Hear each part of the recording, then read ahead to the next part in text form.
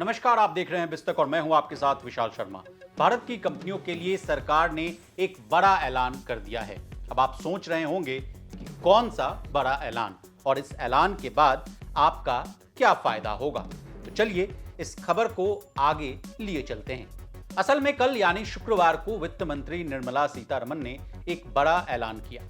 उन्होंने कहा कि अब देश की घरेलू कंपनियां सीधे फॉरेन एक्सचेंज यानी विदेशों में लिस्ट हो सकती हैं। इसके साथ ही भारतीय कंपनियां गुजरात में स्थित इंटरनेशनल फाइनेंस टेक सिटी यानी जो कि गिफ्ट के नाम से जानी जाती है, गिफ्ट के इंटरनेशनल फाइनेंशियल सर्विसेज सेंटर यानी आईएफएससी में खुद को सीधे लिस्ट करवा सकती हैं।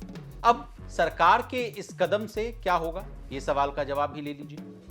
इस कदम से घरेलू कंपनियां 8 देशों में 21 घंटे ट्रेड कर सकेंगी। इस फैसले से भारतीय कंपनियों का वैल्यूएशन और बेहतर होगा और ग्लोबल कैपिटल तक सीधे पहुंच बनाने में मदद मिलेगी।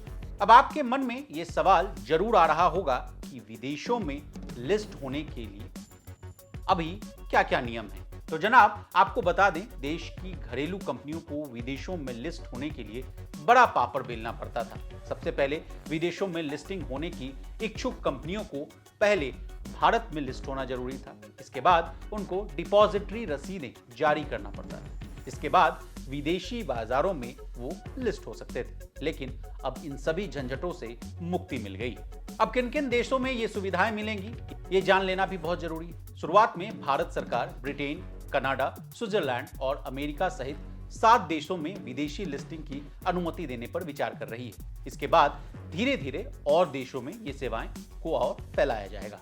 बता दें, 3 साल पहले यानी मई 2020 में कोविड रिलीफ के दौरान कंपनियों को डायरेक्ट लिस्टिंग के लिए सरकार से अप्रूवल मिल गई थी, लेकिन इसके रूल्स यानी कानूनी प्रावधान अभी आने बाकी हैं। इससे पहले ही सेबी ने डायरेक्ट लिस्टिंग को लागू करने को लेकर एक फ्रेमवर्क का सुझाव भी दिया था। अब ऐसा अनुमान जताया जा रहा है सेबी के सुझाए गए फ्रेमवर्क को स्वीकार किया जा सकता है। जाते जाते गिफ्ट आईएफएससी के बारे में भी जान लीजिए। भारत की स्टॉक एक्सचेंजों बॉम्बे स्टॉक एक्सचेंज यानी बीएसई और नेशनल स्टॉक एक्सचेंज यानी एनएसई दोनों ही गिफ्ट आईएफएससी से जुड़ी हुई हैं। साथ ही बड़ी कंपनियां और विदेशी कंपनियां भी गिफ्ट आईएफएससी में लिस्टेड। लिस्टिंग की अनुमति मिलने के बाद और भी भारतीय कंपनियां यहां लिस्ट होंगी। बता दें, बीते कुछ समय से इनमें खासा उछाल देखने को मिल रहा है, यानी बहुत सारी कंपनियां गिफ्ट में लिस्ट हो रही हैं।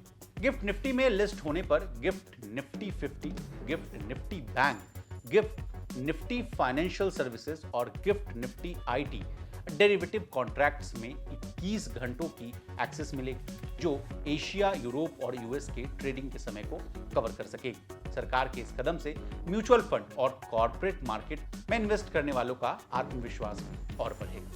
तो इसी तरह बिजनेस जगत से जुड़ी तमाम ताजा तरीन खबरों के लिए बने रहिए हमारे साथ और देखते रहिए बिस्तक।